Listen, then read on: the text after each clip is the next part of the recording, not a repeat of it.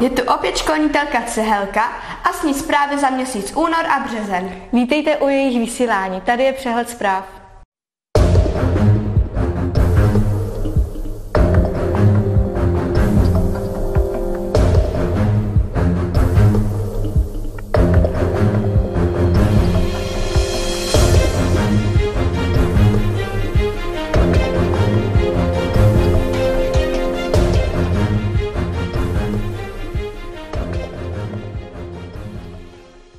Od poloviny února žáci strávili na prvním i druhém stupni týden lyžování na Anaberku, kde probíhal lyžařský kurz.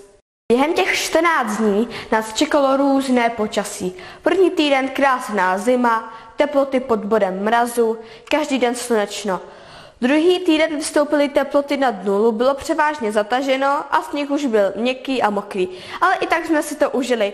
Všichni se naučili nebo se zdokonalili ve sjezdovém lyžování. Všichni žáci nakonec jeli velký kopec. Vyzkoušeli si nespočet cvičení na zdokonalení techniky a už se těšíme na příští rok. Žáci druhého stupně se v pondělí 10.2.2025 vypravili objevovat Panamu, pozemský ráj, který objevil Kryštof Kolumbus. Pořád pro nás připravili Kateřina a Miloš Montany, známí cestovatelé. Ocitli jsme se v hlavním městě Panama City. Propluli slavným panamským průplavem, ale se jsme pozorovali mravence stříhače, lenochory, kolibříky a opice. Objevili jsme i barevné žabičky, které jsou jedovaté. Pavouci, hadi, škorpioni a obrovské kobylky nás provázely na každém kroku. Setkali jsme se i s domorodými obyvateli. Při šnorchlování v oceánu jsme se setkali se žraloky, rejnoky, murénami a mořskými želvami. Ve čtvrtek 20. února se žáci prvního stupně roztočili ve velkém sále Kina Centrum na písničkovém kolotoči plné melodií, tance a hádanek. V hudebně vzdělávacím pořadu zazněly za doprovodu akustické kytary písně umělé i ledové, veselé i smutné, pomalé i rychlé, melodické i rytmické, k usínání i k tanci, známé i neznámé. Jednotlivé hudební ukázky byly pokládány záludnými otázkami muzikantů, například co je hudba, proč vlastně vznikají písničky, kdo písničky skládá a kdo jim píše text.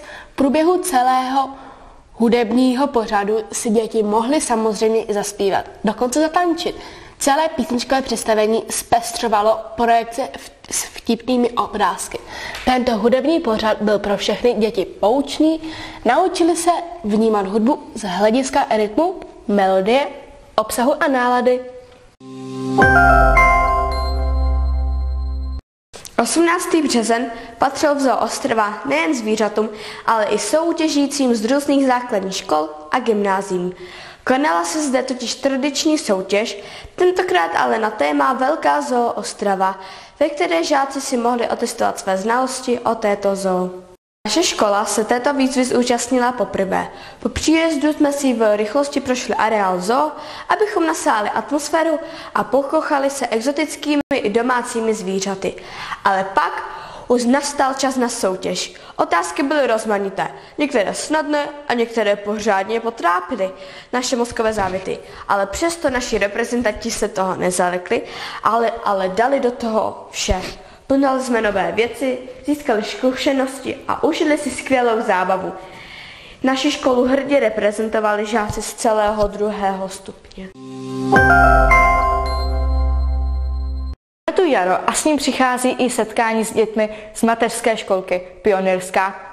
27.3.2025 proběhlo hravé soutěžení na hřišti Cihelní 6. Školkáčci a žáci 8A byla prověřena vzájemná spolupráce a chuť si něco společně zahrát. Mňáskové divadlo v podání skupinky žáků všechny velmi pobavilo a potěšilo. Napravená princezna, zklamaný černokněžník a radostný král. Vše do pohádky patří i za pomocí malých kamarádů, kteří správně reagovali a pomáhali hru z Maňasky dotvořit. Hra s rybičkami, obrázkové hlavolamy, sudoku či doplňování obrázkové řady zpestřilo společné chvíle velkých a malých. Nechybělo ani vyrábění. Památku jsme si vytvořili motýly ozdobené barevnými otisky z vykrojených bramborových razítek. V průběhu měsíce března se žáci 8. ročníků zúčastnili vzdělávajícího programu Drogy a právo, kterým hravou formou přiblížili právní problematiku spojenou s užíváním a distribucí drog. Tento program pro ně zajistilo nízkoprahové zařízení Open House Bruntál. Třída byla rozdělena do 3 skupin: soudci, obhájci a žalobci. A společně simulovali soudní proces. Skrze diskuzí a argumentací se přirozeně seznamovali se zákony a důsledky trestných činů související s drogami. Program nejen rozšířil jejich právní povědomí, ale také podpořil kritické myšlení a schopnosti argumentace.